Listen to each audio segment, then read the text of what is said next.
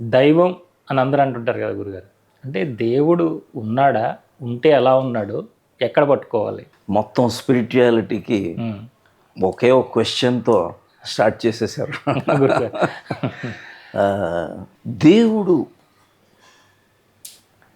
Divine అంటే ఏంటి అసలు? హ్మ్.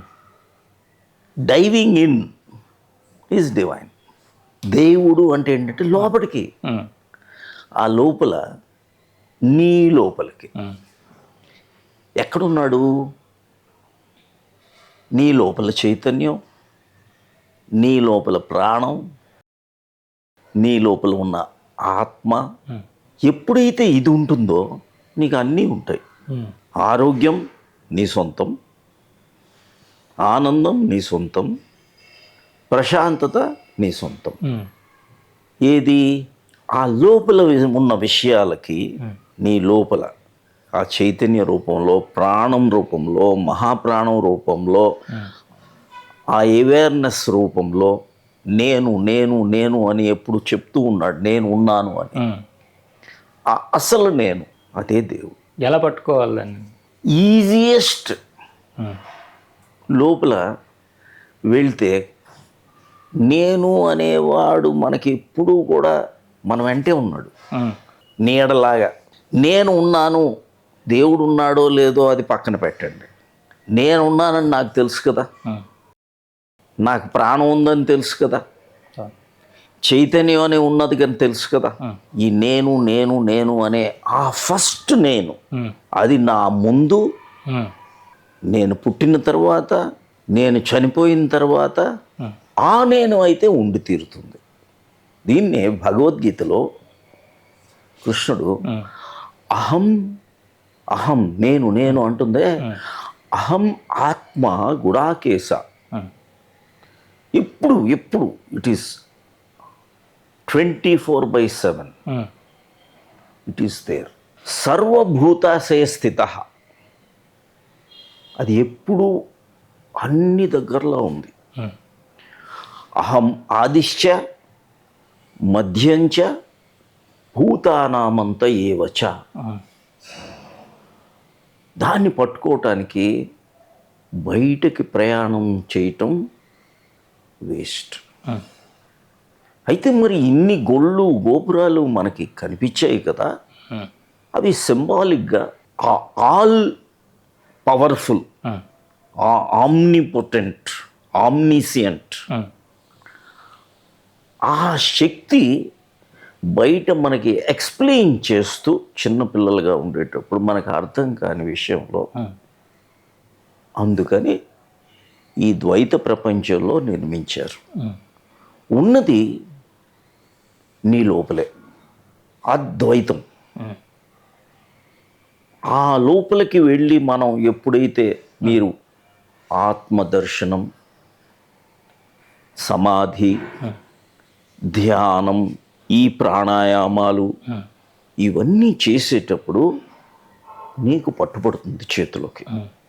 ఏంటి?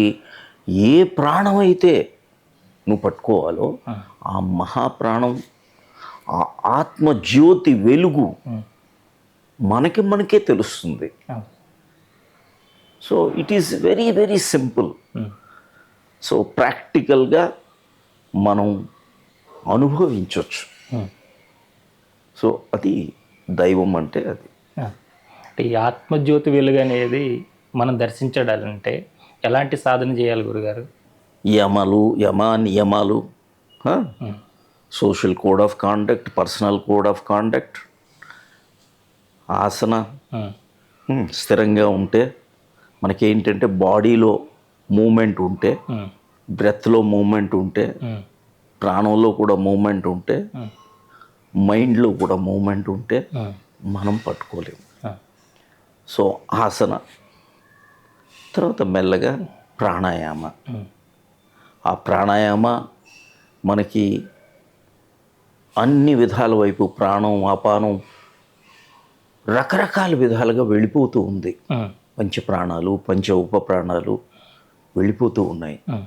వాటిని మనం ఒక ప్రాసెస్, ఒక టెక్నిక్తో దాన్ని మనం మహాప్రాణం వైపు వెళ్ళి మెల్లగా ప్రాణాయామాలు అయిన తర్వాత ప్రత్యాహార ఉమ్, అంటే ప్రత్యేకమైన ఆహారం. ఉమ్, ఏంటిది?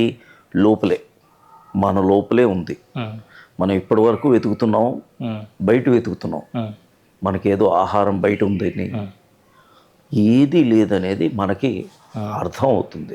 ఆ ప్రత్యాహార మెల్లగా ధారణ తర్వాత ధ్యాన, ఉమ్, సమాధి, ఉమ్, మెల్లగా అన్నీ తెలిసిపోయిన తర్వాత ఇంకా ఏమీ లేదు. ఆ అద్వైత స్థితిలో ఆత్మ అనేది దర్శించుకోవచ్చు. ఇది ఎంత మనం డెప్త్లో సాధన చేస్తామో అంత ఈజీగా మనకి వస్తుంది. ఉమ్, దీనికి ఎక్కడికి వెళ్ళక్కర్లేదు. అదే. మన గృహంలోనే మన గృహంలోనే ఆ స్వగృహం, ఆ స్వాకా గృహం, ఉమ్, ఆ ఆత్మగృహాన్ని మనం వెళ్ళొచ్చు. ఇది వెళ్ళేది బయటికి కూడా కాదు. ఎవరు? బయటికి వెళ్ళి ఎక్కడికో వెళ్ళి ఆ కొండలెక్కి ఈ పర్వతాలు వెళ్ళి ఇవన్నీ లేకపోతే ఆ జంగిల్స్ అడవుల్లోకి వెళ్ళిపోయి ఓకే గుడ్, మీకు ఇంకా కావాలి అంటే ఈజీగా వెళ్ళొచ్చేమో, కానీ ఇక్కడ ఉండి కూడా మనం అదే దర్శించుకోవచ్చు. ఆ ఆత్మదర్శన ఈజీగా అనుభవం అవుతుంది.